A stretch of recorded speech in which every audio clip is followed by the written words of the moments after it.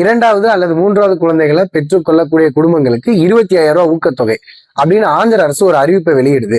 வர ஏப்ரல் 1ஆம் தேதியில இருந்து அங்க மக்கள் தொகை மேலாண்மை கொள்கை அறிமுகமாக போகுது. இது எதுக்காக அப்படின்னா, இந்தியாவில டோட்டல் ஃபெர்டிலிட்டி ரேட்னு சொல்லக்கூடிய மொத்த கருவுறுதல் விகிதம், ஒரு பெண் தன் வாழ்நாளில் பெற்றுக்கொள்ளக்கூடிய குழந்தைகள் எண்ணிக்கை தான் இந்த TFR. இந்திய அளவுல இது 1.9 இருக்கு, ஆந்திரால இது 1.5 இருக்கு, தென் மாநிலங்கள்ல பிலோ 1.5 இருக்கு.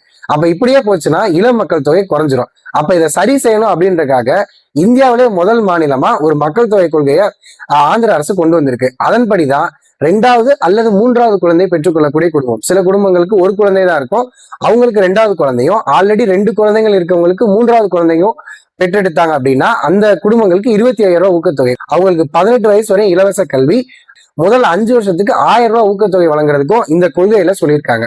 அப்ப ஆந்திரா இதை முதல் கட்டமா செயல்படுத்திடுச்சு. அடுத்ததா இந்தியா முழுக்க தமிழ்நாடுன்னு எல்லா மாநிலங்களும் செயல்படுத்தணும்னு நம்ம எதிர்பார்க்கலாம்.